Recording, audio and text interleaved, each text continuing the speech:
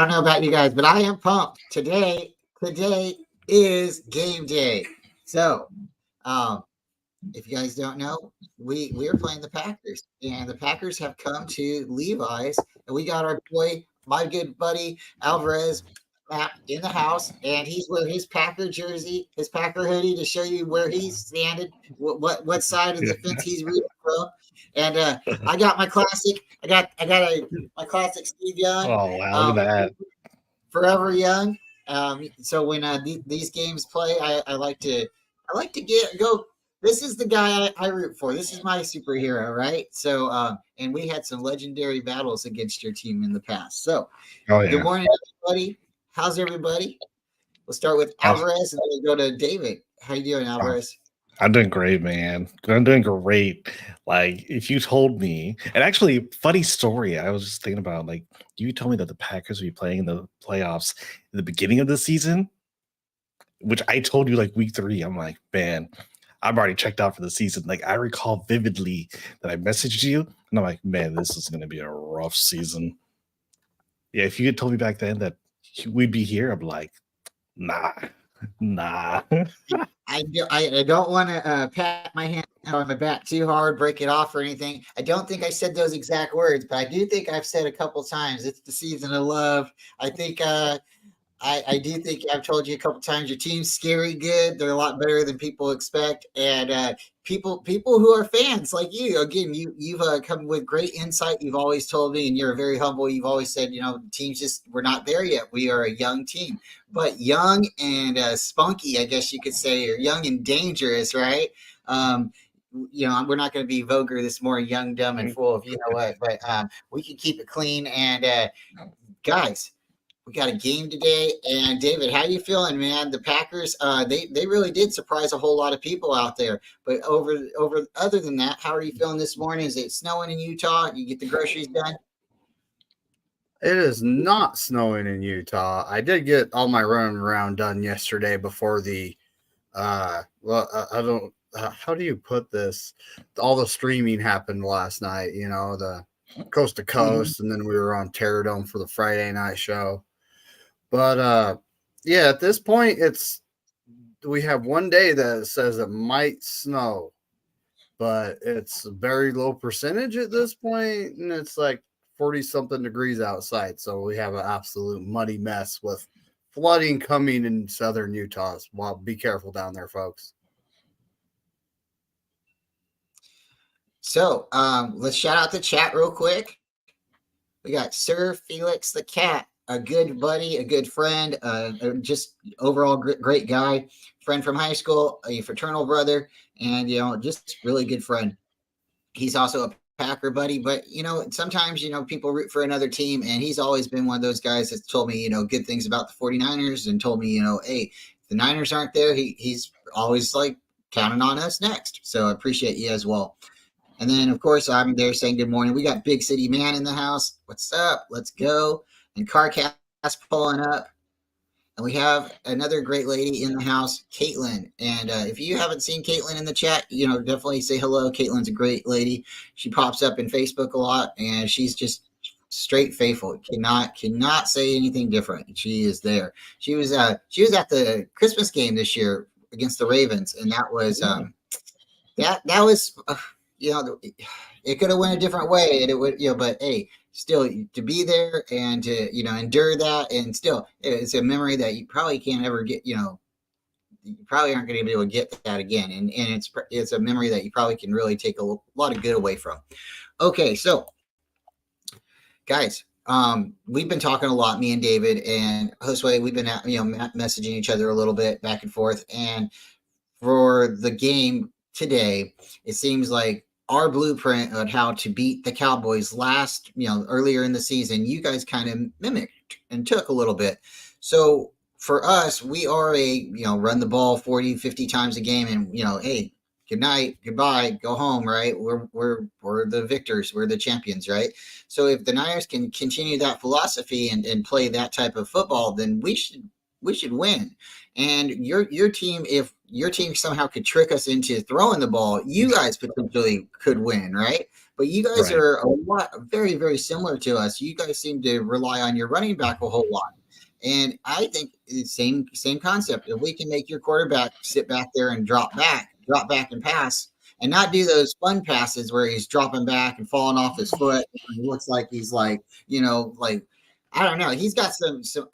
There's players that have those like moments, like those highlight moments. It's like every play, the camera's on him. Of course, the quarterback's going to always have the camera on him, but there's those extra like little moments. It's like, what's this guy going to do next play? And that's where he's at right now. He's dropping back. He's doing these like, weird moves in the backfield. Like it's almost, I don't know. I think it's kind of is comical a little bit, but it's also it's his swag, right? It's his way of playing football. So with that, how are you guys looking to attack us or defend us in this game? What's your guys' game plan strategy from your aspect as a fan? Yeah, I mean, for me, from looking at it, like I can only hope that the Packers that we saw last week against the Cowboys is the Packers that we see this week as well. Because, I mean, somebody mentioned it on Coast to Coast yesterday that the Packers' rush defense is suspect, which is true. Like when you look at the Packers' overall defense, they're top 12 in the league, which is why they kind of made it here. But the one part that's the weakest link is the rush defense, where they rank 28th. Ooh. So that's the part that like you hear that, you see that, and you're like, wow, they're 28th. But the Cowboys, who also like to run the ball, we were able to put a decent stop on that. In the second half, the Cowboys made some adjustments, and so they were running the ball a little bit more. That's why we did see more productivity from the Cowboys in the second half. But that's ultimately going to be like the big factor of, can the Packers do in one half? It doesn't have to be the whole game, just one half. Can the Packers do to the Niners what they did to the Cowboys last week? If the answer is yes, we got ourselves a ball game.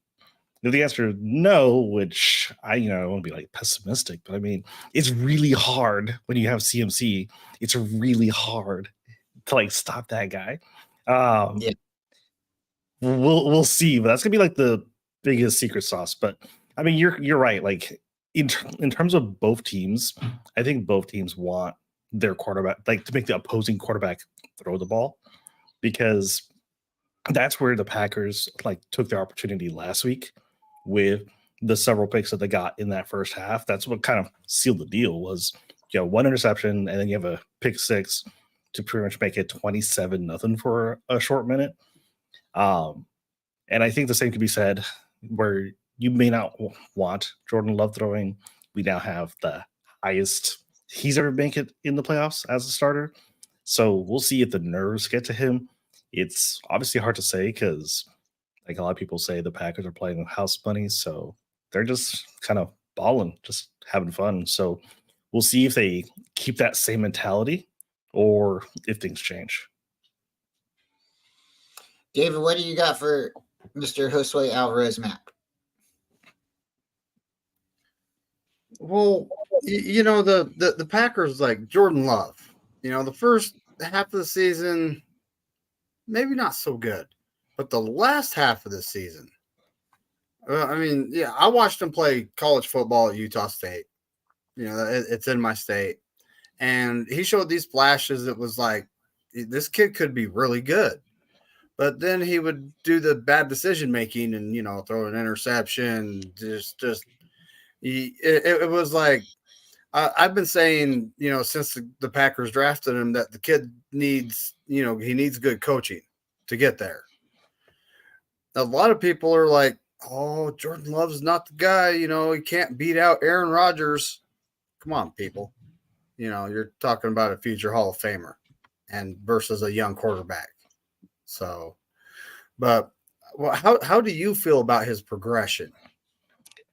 I feel way better about it now than I did before. Like you mentioned, like the first half of the season was rough. I was messaging Bryant at all times, like, man, I don't know. Like, I really don't know. Like I didn't want to like pull the trigger. Like some people might have got a little happy. Like it's easy. Like when like if you're like a fan of the Carolina Panthers and you know you have Bryce Young and he's not panning out, it's easy to just be like get him off the stage. But like for me, I'm like, well, it's the first season. I'll sit back. We'll see what happens. Because to me, I'm like, okay, this is the Packers playbook. Brett Favre wasn't great his first season per se, but he developed and became the guy who we know. Aaron Rodgers wasn't great his first season. He developed and he's that guy. So I was like, all right, well, I expect the same from Jordan Love in the same aspect of this season may not be the best, but he actually did develop quite a bit, got that confidence. And so I would say that I think that Matt LaFleur did some pretty good coaching as well as, the quarterback coach as well in getting him to where we see him today. I do have a lot more confidence in him because the first half of the season, I think, is where most of the turnovers happen with Jordan Love. Is since Thanksgiving weekend when they beat the Lions, he's only thrown one pick. He's only thrown one pick since the end of November. So fortunately, it's a lot different Jordan Love than what we saw the first couple of months. So as long as we keep seeing that same Jordan Love, I'm confident for the future. Again, for today's game, I already mentioned this already. I don't want to say that like I'm confident. Yeah, I'd be happy if they win, but I'm not going to be surprised if the Packers lose because it is a good Niners team. But when we look down the road, I do have confidence that Jordan Love is probably the guy for the Packers. I am much more confident now that I don't want to say like he's going to be the second coming of Aaron Rodgers, but I do think that, next year, I won't be surprised if this team is even scarier than they were this year. I think you guys have a opportunity right now to totally shock the world, right? And I think you kind of did that last week with Dallas. So I'm hoping that kind of, went to your head and you guys drank too much Kool-Aid. And then, you got that sugar rush, and next thing it's like night time, right? So that's what I'm hoping. But if you guys do, what happened, repeats itself, and you guys come into Levi's and give us our first loss in the playoff record there at that stadium. Yeah, there's gonna be a lot of upset Niner fans for sure. This team is a senior team. We're I think the fourth oldest team in the league. So there's going to be a lot of people pointing fingers, and not everybody's like Dallas, and going to keep their head coach. I'm not saying we would get rid of our head coach at that point, but we would definitely have a lot of questions for this head coach. So if for whatever reason something really, really terrible happens, the Niners have too many turnovers, penalties, something like that, or a major catastrophe with injury, or that's the only way I see this, getting out of hand. It could definitely be a shootout. I think our defense is a little bit more all overall, just a little bit better. But what makes your team scary is nobody thought you guys were going to be here. Yep. So when sometimes you have a juggernaut who is overlooking, David, right? And they, sometimes that happens, right? So I hope we don't come into, cocky, right? To out of a mind, right? Because anytime you play a team, it doesn't matter. And the playoffs are one and done. You win last week. Nobody cares about last week. We're talking about right now. So the catch 2 has happened. The catch 3 has happened. No, the catch 3 didn't happen against the Packers. It was against the Saints. But we have catch 2. That's one of my favorite games. That's just totally my favorite game. Josue, what would be one of your favorite Packer games? Packer-Niner games. It doesn't have to necessarily be a playoff game. But what would be one of your favorite games that you can give us a rather good detailed memory of? Oh man, I mean, I think because I think I mentioned this on here before, but like I think it's what eventually turned me into being a Packers fan. Because I mentioned a long time ago that before like I had any allegiances, like I didn't really have a team that I rooted for because my dad is a Cowboys fan, my mom was a Dolphins fan, so the house was just kind of like everybody's. You choose what you like, and so for me, like just growing up here, in Stockton, close to San Francisco, I was like, oh, you know what? Like, I guess I'll root for the local team. I was rooting for Steve Young. I was like, okay, cool. I'm like a little kid just Sure, he's the guy. And then it was, I believe, '96 was when the Packers came into San Francisco during the regular season, and that was really like the formative like experience of me saying I really like Brett Favre. Like that's what made me a Packers fan was seeing Brett Favre just run around the field, very unorthodox. It's like Steve Young versus Brett Favre in terms of characteristics as a player, vastly different in my opinion. And so just seeing Brett Favre run around the field, that was a close game because I think that came down to a field goal. And I was just like, wow, like that was like a game. And that was just a regular season game. And just seeing him just run around, fist pumping, just like jumping around like a kid on the field. I was like, this is I like this. As a kid, that's what I liked. And then, I learned the history of the Packers. I'm like, oh man, I actually really like this team. This is my team. But yeah, that's always what kind of like really sticks out to me the most. Because like again, like not to like get all negative, but like when you think about modern history of Packers versus Niners, I mean, you guys mentioned it last night. Like I am still upset from 10 years ago. 10 years ago when Packers lost to Kaepernick, and I'm like, the man just ran all over the Packers. Packers couldn't stop him. Packers can't, like for 10 years, Packers rush defense has been brutal. So modern history, not so great as a fan against the Niners. David, what would be a good Packer Niner game that you would like to highlight?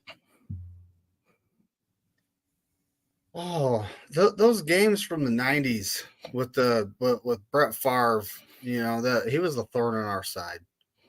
There's a few times he, exited us out of the playoffs, and I have to think about the Colin Kaepernick 49er team when we rolled up to Green Bay.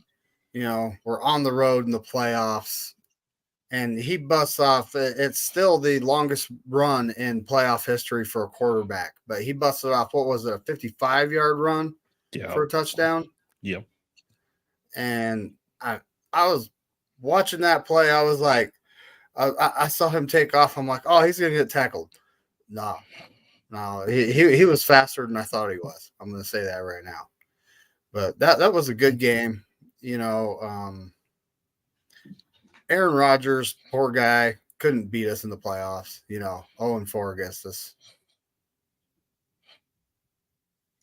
And that's something strange with Aaron Rodgers. The whole legacy of him is always going to be tied to the 49ers. Whatever the Niners do and whatever he does, and the same thing with Tom Brady. Tom Brady's, story. He came out and he said, "Oh, I wanted to play for the 49ers. We didn't take him. So now forever the Niners are going to be tainted. Like, oh, you should have, would have, could have."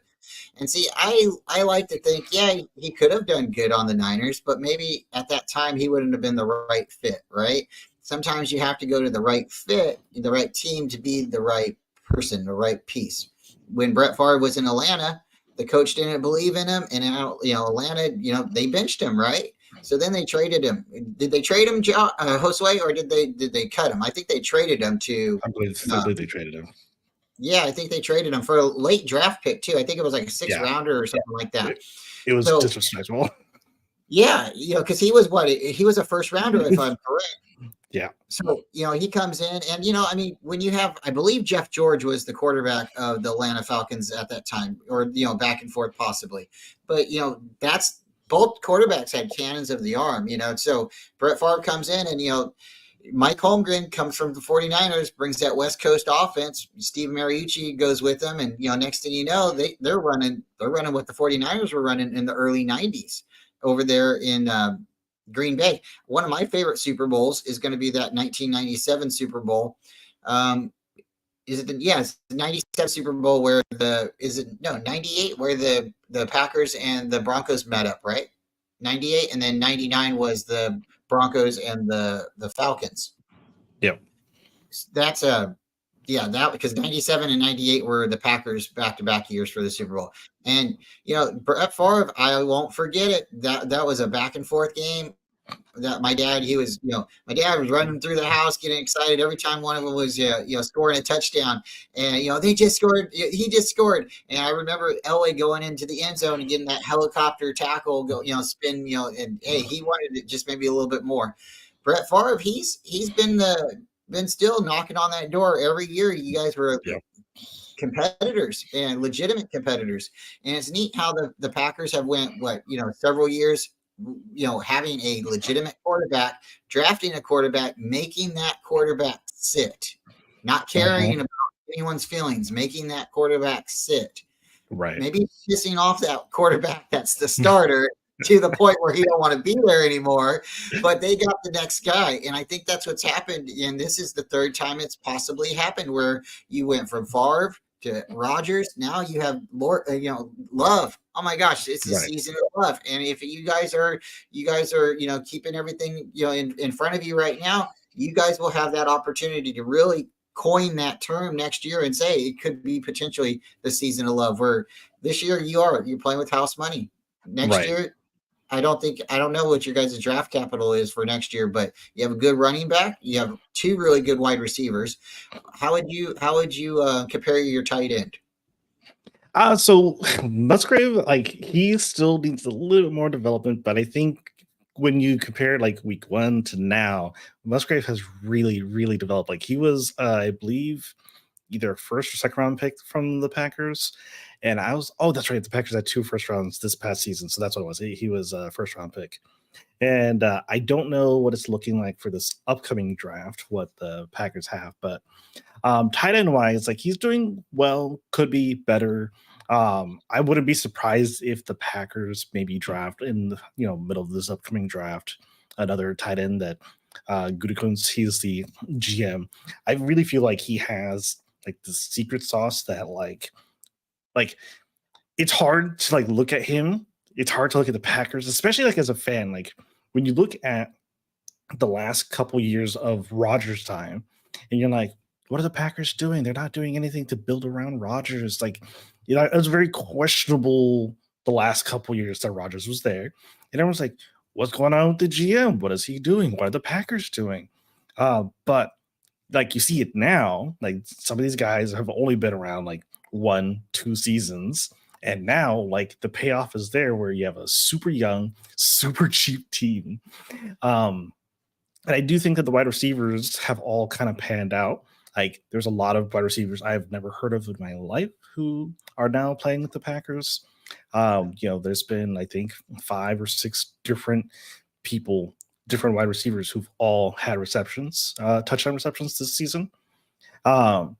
Musgrave hasn't really been too involved this season. In the beginning, he had a big part. I think he got injured somewhere in the middle of the season, came back, and he hasn't quite panned out, kind of like a George Kittle, a Kelsey, Jimmy Graham from back in the day. Like, hasn't really panned out to be that kind of tight end just yet. But I mean, he could be developed into something more. If not, I wouldn't be surprised again if we do pick up one more, because the other tight ends that the Packers have aren't quite the good blocking / being able to run a route and be that short option for Jordan Love.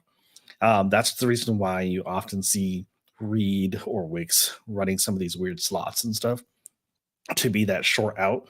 So the Packers could use a better tight end, and it's just a matter of, does it take time for Musgrave to develop even more, or do they need somebody else? So, I forgot. Yeah, Tucker Kraft as well. You guys double dipped. Those were like top 5 tight ends in the draft, position wise. You guys double dipped.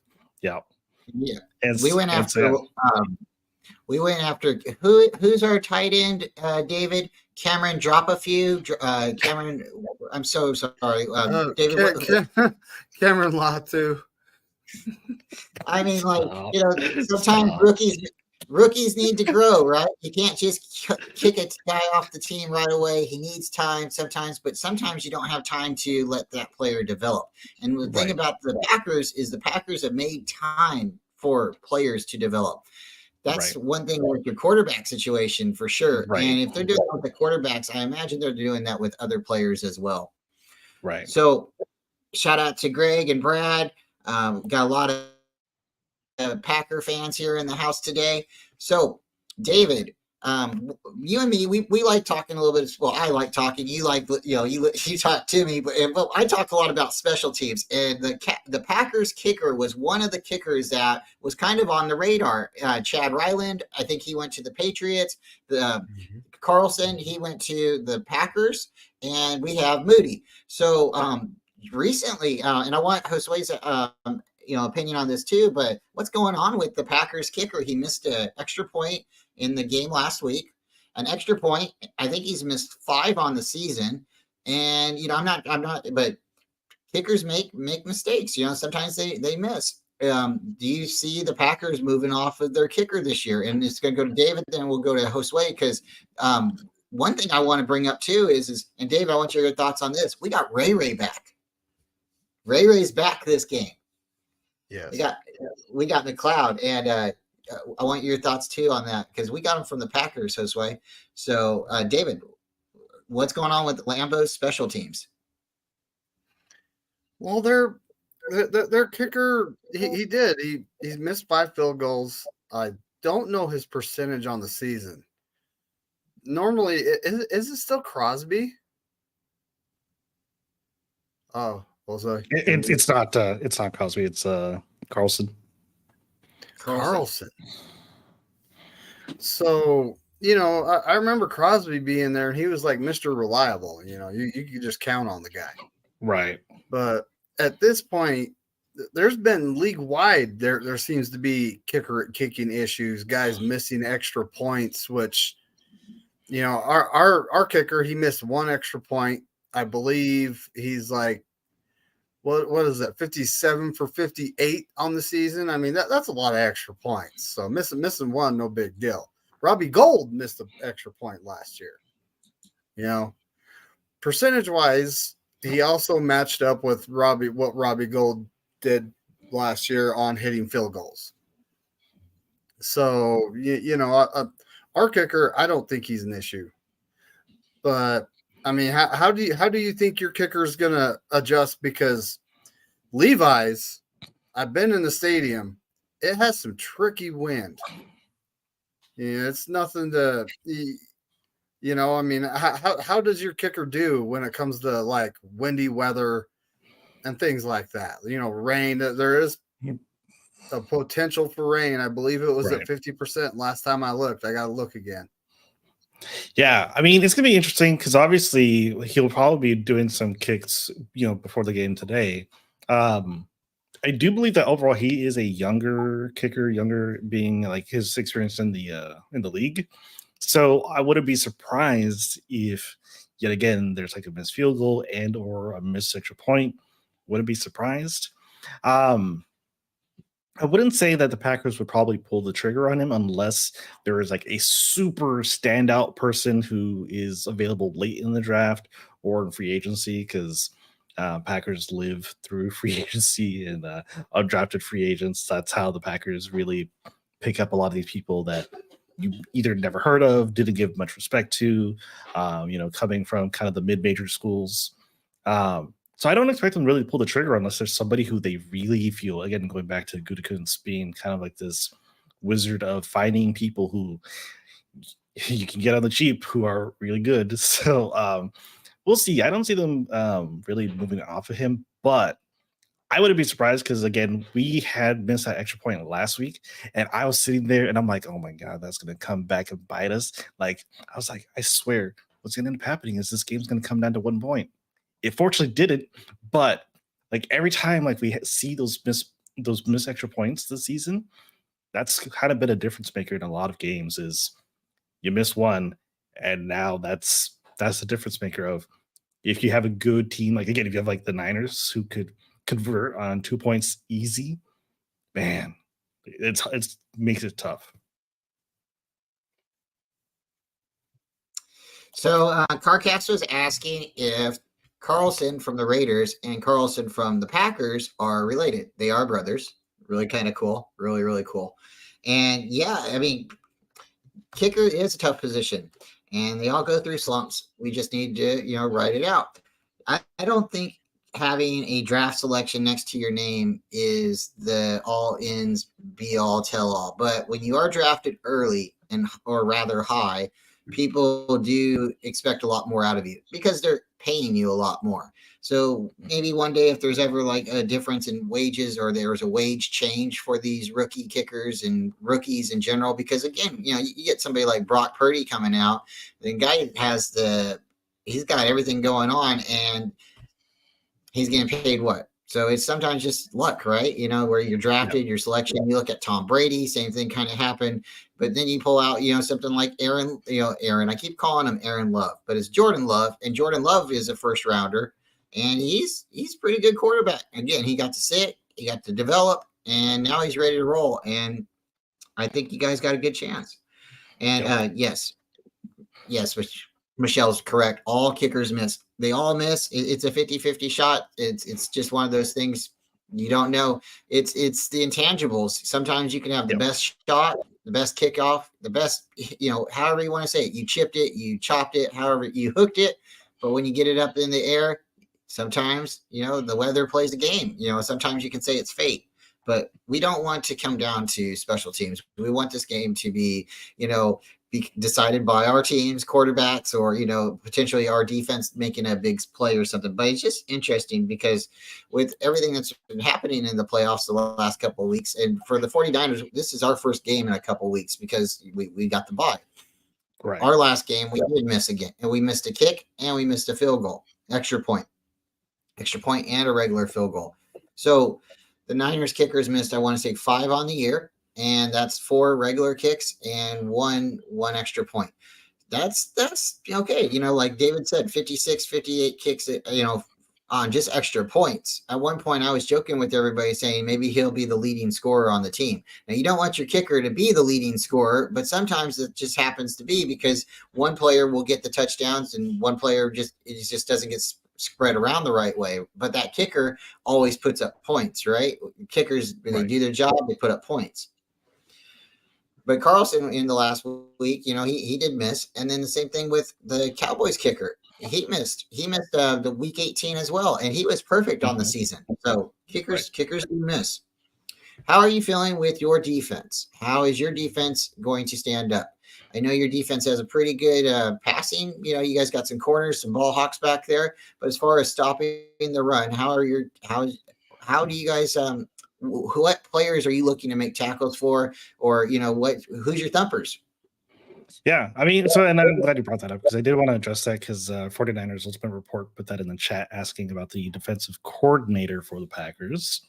I mean, I think overall, like the Packers compared to years before is better. I know, crazy, like because it doesn't look like it. But as a Packers fan, I can tell you that this defense is better than defenses before for the Packers. Again, I'm not going to say this is the best defense ever, but what ultimately has happened is, like with a lot of teams this season, is just that you lose a lot of players to injuries, either for a couple of weeks, couple of months, and again, the Packers really they've been trying to shore up their defense a lot over the drafts the last few seasons for sure. The thing that I'm actually most sad about is I don't think that Jair Alexander will be playing much, if at all, today because of an ankle injury that he sustained last week, and he's actually been having most of the season, to be honest. But I do think it's going to really come down to going with the defensive coordinator and what he has in store. Again, I didn't expect much last week as a Packers fan. I'm like, oh man, this is great. We're in the playoffs. I didn't expect it. This is going to be, this is just an extra game for me. Fantastic. And then for the Packers defense to put up that stops that they did for the first half, and really the second half, if the Packers just kept that pedal to the metal kind of situation, it could have easily turned into kind of like some of the games we saw with Dolphins versus Broncos earlier in the season. It could have easily been we're not going to let you score. The Packers did ease up, but I do believe that if Packers wanted to make that statement last week, emphatically, they could have. So I do have more faith in the defensive coordinator, and I think that's ultimately what's going to come down to for today will be kind of what schemes does he come up with and how prepared is the defense as a whole. It's gonna be tough because like I know your guys' O line's pretty good. You guys have been pretty strong this season. Um, Again, I mentioned this like beginning of the season when I've come on to talk with you guys before. Really, Rashad Gary is like the guy that I'm going to be looking for because he's going to be the one who can hopefully put some pressure on Purdy. But hopefully, I mean, since he'll be there on the line, hopefully we'll also be able to see what we can do against CMC and the rest of your guys' running back committee. It's gonna be a tall order, but like ultimately, it's those guys in the box that's really going to be the ones that is going to come down to. Because I think in terms of passing, because like I mentioned, the Packers sit at, I believe, ranked 10th overall in the league, which again, not great, but we're not in the bottom half. So, and I believe in the seasons before, again, with the same defensive coordinator, it was very suspect before. But yeah, things are a lot better. And I think that because again, there's just been so many players in and out this season, you got such a young team with not necessarily like your Ramses there in the backfield kind of situation. Like I do think that the Packers have done like best use of limited resources kind of situation. So yeah, I think ultimately it just comes down to what do those guys in the box, what do they do? So one thing that I'm, interested to see, I'm going to be waiting to see is if you guys get your hands up when it's obviously passing downs, and not all the time players necessarily have that ability to think and respond, and maybe like, oh yeah, I should have, would have, could have, or they got it up at the wrong time, right? But that's one thing that the Ravens kind of did against us is they got their hands up against us and they got a lot of tips that turned into interceptions. 3 out of 4 interceptions were tipped passes. I think if you guys, play similar like that, then you guys could really put some pressure on us. I also think if you guys pressure us from the corners, not that we can't take it or handle it, but when we get pressure from the edges, we tend to throw in the middle of the field, but that's where they had their linebackers at. That's where they had their coverage at, and they were just waiting for it, and that's not good. So I would like to see where you guys are like really lining up against our line, because if you're not necessarily focusing on sacking our quarterback, but just getting the overall pressure, that might be what you guys need. But Purdy has been good under pressure. He does seem to, just really just take it on and turn it up another notch. But you can't always expect it every play or every pass, and a couple of those passes could go your way. The other thing that I think is interesting is if your defense plays that way, you guys have a good chance. But if our defense does what we've done earlier in the season, and I'm going to give it to David so he can give this as well. Our defense is given a cushion to wide receivers. We can't give you guys that cushion because you guys do have a quarterback. And I know a lot of people don't like this phrase, dink and dunk, but you guys can dink and dunk through our defense if we give you that cushion. Some people are like, oh, well, don't give up the big play. Well, don't give up any play, really. I mean, like if you're going to give up, you got to tackle him, get him down. You can't be letting this guy get 5-7 yards a clip because 2 passes, there's a first down. If you're getting 7 yards every pass, you're going to go right down the field on us. And that's where we were having a problem. We did have some defensive adjustments. Steve Wilkes came down and he did some, and I'll give it to David when he's real back. But that's our problem, is letting the wide receivers get those separation. I don't think it's that big of a deal with the run game because the Niners have had a pretty good run.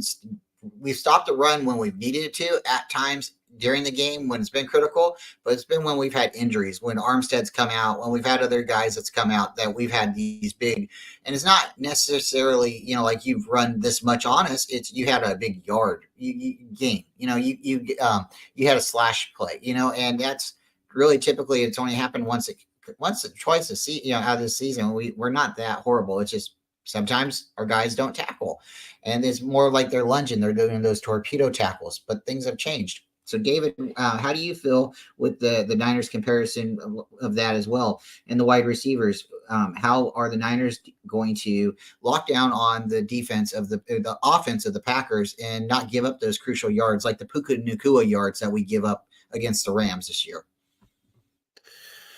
Our defensive backs have come a long way this year. we signed Travarius Ward to be that number one corner. And at the beginning of the year, the first 6-7 games, it was kind of iffy. But since then, he has played great. He locked down DK Metcalf, and DK Metcalf's an animal. That guy, he's big, he's fast, he's strong. He's an animal on the field. And honestly, Demo Lenore, now we have the emergence of Ambry Thomas, which during his rookie season, he came into the game and looked pretty good too. So, and a lot of people discounted him. They said this guy's going to be cut. And, the whole time I was like, I don't know, because I saw what he did during the game. So now, we signed a guy, Oliver, and he came in and he sure can tackle, but coverage ain't his thing. So during the bye week, we made the transition. Lenore, he starts at boundary corner on base downs, but then he moves inside, flips the switch because, let's face it, nickel corner is a totally different job than boundary. You got to play the run. You got to watch everything going on inside, where the boundary guy he's just got to worry about his guy and tackling anyone that could be coming at him. So, and Lenore, it took him a couple games, but he's really good at doing that now. So our corners, experience-wise and how they're playing, I think they match up very well with the young wide receivers that the Green Bay Packers have. Christian Watson. Don't you have Dobbs? Yep. I was actually looking at Dobbs. I was actually looking at both those guys pre-draft when they were drafted. Yep. And Dobbs, the knock on him is he was injured going into the draft. I mean, right. So he fell, right? But I actually think you guys have a really good young wide receiver core. Yep. But the experience and how our defensive backs, specifically our corners, are playing, I like that matchup. Yep. I have to like that matchup for us at this point. And that's ultimately what's going to, this game will come down to, as much as we're trying to pick out, key position players and things of that nature. I think ultimately what we're going to be looking at is just a matter of that, is it experience? Is your experience in the league going to pay out? Or can kind of a raw talent, just like people who are playing out of their mind, can that overcome the experience? Because obviously your guys' Niners team has that experience from last season. You guys had a few games last playoff season, and overall your guys' squad has improved year after year after year. This is, for half the Green Bay Packers, this is their first year in the league. For the other half, this is their second year in the league. So you only have a few players who've been around long enough, Aaron Jones being one of the few, who has any experience whatsoever with postseason and what that's like. We didn't see that last week really pay out, but I think this weekend, this game will be a lot more important because of it's going to be a different environment. I mean, I know a lot of you guys are really excited to play at home. I'm glad that it's not Dallas Stadium, as much as Packers kind of own Dallas Stadium. I just prefer open stadiums versus the dome stadiums. That's a little bit easier to play in for the Packers. So I'm excited for that. But I do think that the pressure that the Niners overall will put offensively and defensively, we'll see if that youth, if you will, that inexperience kind of puts more pressure on the Packers compared to, are they just so talented that they can, overcome that? Man, you just give me not like a revelation, or but I just totally thought of that. The Packers have what? An outdoor field. What do the Lions have? A dome. Yep. How scary would that be if the Lions actually were an outdoor team? I don't want to take anything away from the Lions. They're a good team. But I think that puts hair on your knuckles, right? When you have to play outdoors or something like that, it's just a little bit different, right? The Niners play outdoors. And I'm not saying all teams are finesse teams that play indoors in a dome, But what were the Rams when they played in St. Louis and they went to the Super Bowl, right? Well, come on, like the same thing, like Michael Vick running around on the field on a turf. It was a little bit different running around in sneakers, right? So when he went to Philadelphia, he became more of a pocket passer. I'm just saying, I don't know, guys, but so I'm looking forward to it. I think you got it right there. This is going to be a ground and pound game. The weather might have a big influence in it. The Niners, we haven't had the best weather games at Levi's. We had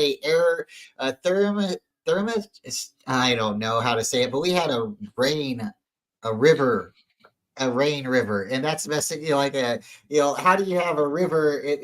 But I don't know. It was horrible, and it was like a tsunami. It was really really crazy. We lost to the Colts that game. We should have won that game, but again, you play every game. You don't know what the weather is going to be. You don't know what the conditions is, and that's what makes me a little bit upset with the last week's playoffs. Is the Kansas City Chiefs played the Miami Dolphins. The Dolphins from a fair weather state, nice and sunshine, wear shorts all year, right? All year round.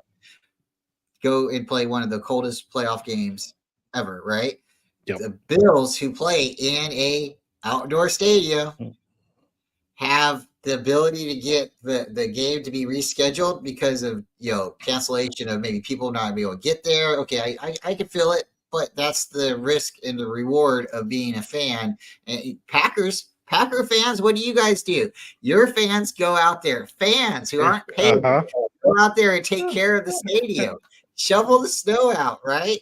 The Packers have it already. The Packers field. There's a lot of technology that goes into just the field at the Lambeau, where they have these pipes that run through the field to heat up the field so it doesn't keep it.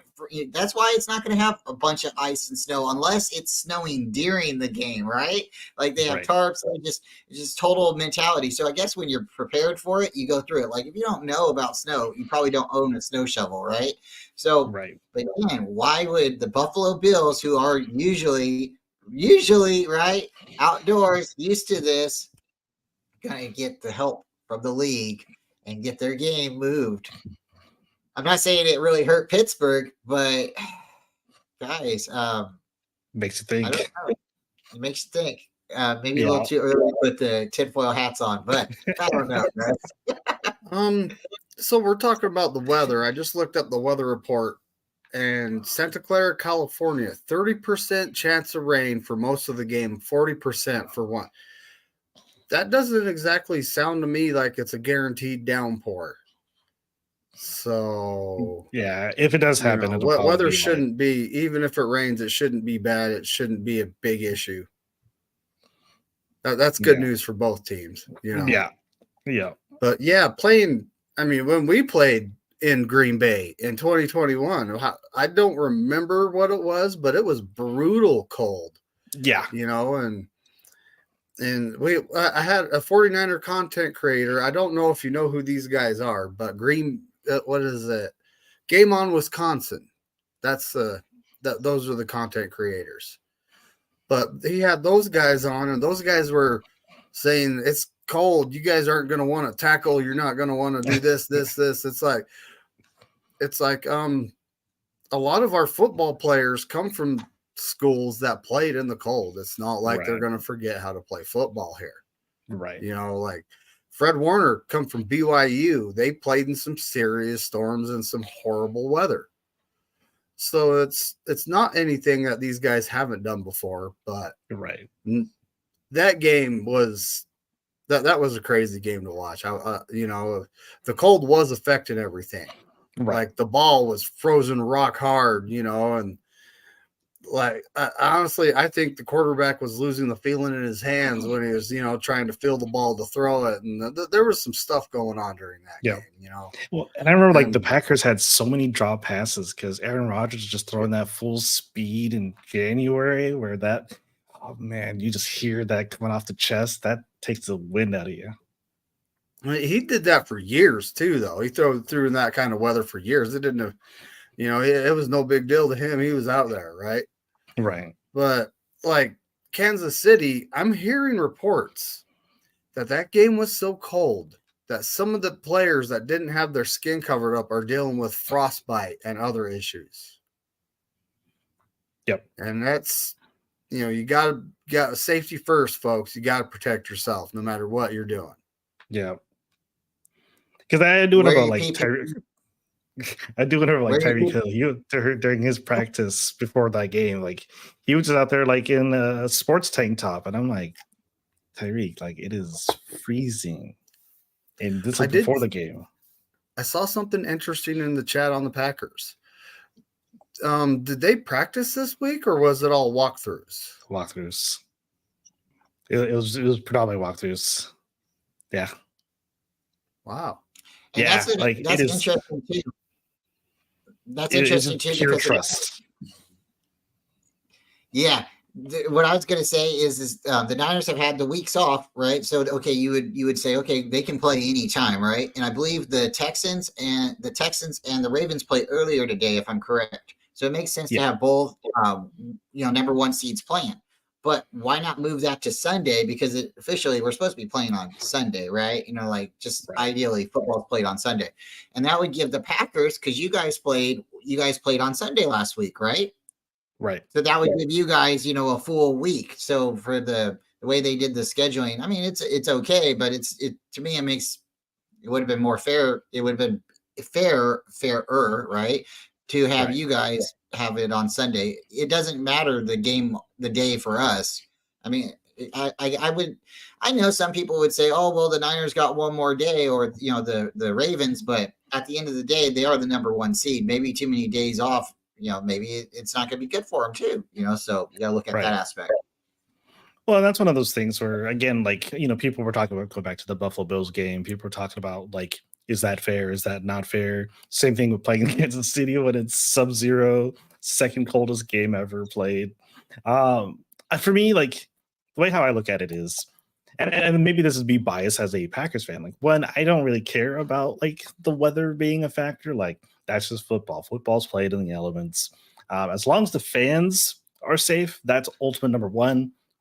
For football players, I hate to say it, but like if you play football, like you kind of sign up for whatever elements may come your way. As long as it's not a hurricane or any of the other crazy things, we play on those days. But kind of the short week, like that's just, a part of the game, like as nice as it would have been to play Sunday versus Saturday.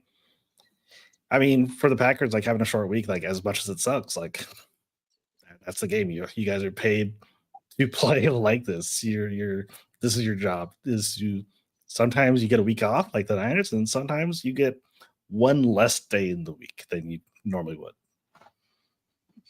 So this is interesting. I don't know if you guys got to actually see it, but I didn't see it during the game. I was watching the game, but I was hosting, so I'm up, I'm talking, I'm socializing, right? I'm not watching the game.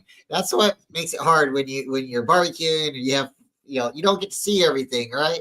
But I did get to see these pictures later on, and yeah, his helmet it cracked. What are they making these things out of anymore? I thought they were supposed to be stronger and more, better prepared. And, no, it was just that cold. And when it gets that cold, things crack, and it's not fun, guys. So imagine what could have happened, would have happened if he wasn't wearing a helmet, right? But the other thing that happened too is he's trying to put the other helmet on, and he was upset because it wasn't fitting right. Because it's so cold, everything's, shrinkage. We'll just keep it like that. We'll just keep it like that. So Tommy says 7th seed gets no favors. They don't. Yep. It's not for you guys, but I don't know. I think it would have been nice to see you guys to get it, but well, because one thing I was going to bring up kind of as another memory that I was thinking about, and I forgot coming into this morning, because the reason why I also do not care was because 2010 season, but it was 2011 is when the Packers, led by Aaron Rodgers, went through as the 6th seed all the way to the Super Bowl. That was their Super Bowl, the one that Rodgers got as the 6th seed. So I remember that playoffs was also brutal because, again, Packers played short weeks, didn't get much rest. They were also black and blue as they are right now. I don't know. I just like have these vibes. It's like, oh man, like I'm trying not to get ahead of myself because obviously, like the Niners this season is way tougher than the Atlanta Falcons 2010. But man, like, what if? What if? What if this could be our year? I'm just kidding. I'm not gonna get ahead of myself, but I just get those vibes, you know, like it just like you see it and you just like remind yourself of like some of these seasons. You're like, man. Real quick, Josue, can you tell me what time the Cowboy game's on this weekend? We got somebody in the chat. I don't think they're playing anymore. I think it's nice. Everybody can say bye, Felicia, because they ain't coming around. The schedule for next season hasn't come out yet. Yeah, when is the draft? Because that's when the Cowboys should like. Hey, so they're keeping their coach. They're not firing everybody. Jerry World isn't burning down. I don't know, but that's what they were saying right now. So I guess we can all assume the inevitable, or you can say it's the worst. It's not really the worst. If Cowboys keep doing Cowboy things, then they are going to be them boys, right? But I would assume that it's safe to say they're going to sign Dak Prescott to one of the highest paid contracts in the world, and the Cowboys will make the playoffs next year and be one and done again.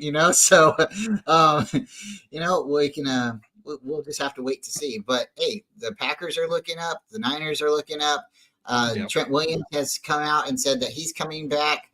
So this is not the last dance for either team, but this is going to be an epic matchup. Real quick, the Niners have played the Packers a combined time. They have won 72 times. They've played 72 times, 9 postseason games. The series right now, Green Bay leads the series 38-33. So you guys got 5-game lead on us, and there's been one tie. But the playoffs, that's what matters, right? And right now it's 5-4. This is our 10th playoff game. So we're gonna buckle down. We'll see what's going on. You guys got anything else that you want to get off before we get into these playoff games today? We have 2 games. Hopefully everybody will be able to get around something, good barbecue or a good place to eat. Got my family over tonight, so we'll be watching the game. But I am really thankful to have everybody here. It's going to be a great game. This is the game, I tell you what, I was looking forward to all year, and I got it. And I'm not rubbing it in nobody's face. I know he'd be sitting here giggling with me. And I got to say, hey, Corey, it's the season of love. But now it's time for the season of love to end at Levi's. And you guys if you get it, you get it. But my buddy Corey Davis, David's buddy Corey Davis, he wasn't sold on Jordan. He wasn't sold on love, but he came around. And before everything was done and before he passed, he was saying it could be the season of love. But this is the matchup I was hoping for. We got it in the playoffs. So, hey, good luck. And good luck to the Packers and good luck to the Niners. Hopefully no injuries. Everybody can walk away. Do you guys got anybody in the playoffs, in the Pro Bowl? I'm sorry. God, who was it? We have one person in the Pro Bowl, but it's from our special teams. I think it's our kick returner. I believe he's the one. I believe he's the one who's in the Pro Bowl. Ooh, speaking of special teams, we're getting our All-Pro. The guy actually received All-Pro votes, even though he only played 10 games. But we're getting Odom back. The only person we're missing injury report wise is Cleveland Farrell. That's it. I'm knocking on wood as I say this. We're going in healthy. Hopefully we can stay that way.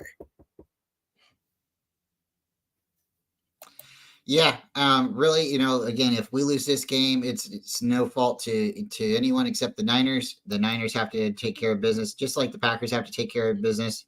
It's a tale of 2 different stories, 2 different cities, both going for the same prize. It's sad that we have to go up against each other, but it's not sad because it's what's fun about it, right? Whoever wins, hopefully the next time, maybe the next team can, get that victory. It's really exciting when you get to come down to it and you're saying, hey, this team and this team are that good and they're meeting up. It's almost, last couple seasons, you can almost bet your paycheck that it's going to be a Niner or Packer playoff game. At least that's what the records have been in the last couple of years. Who's won, we don't have to worry about necessarily that, because you guys have had your good run and we've just been caught on fire at the last. But if you only win this game, it doesn't matter. So whoever wins this game, hopefully they can finish it on, because again, it's not about winning one game. It's about winning the Super Bowl. That's the game to win, right? But here's my spicy take, though. Like real quick, my crystal ball. The winners of today's games, so both the first game and our game, the winners is the Super Bowl matchup. That's my prediction. Like if the Niners win today, Niners go to the Super Bowl. If Ravens win today, Ravens go to the Super Bowl. That's winners. The winners of today is who decides the matchup. That's my hot take. Ooh, I like it. I like it too. And we've probably showed this a million times, but it's not hard and it's not ugly. It's not that bad. So take a look for 10 seconds. Take a look. It's in a book. The Reading Rainbow, right? No. Right here, guys.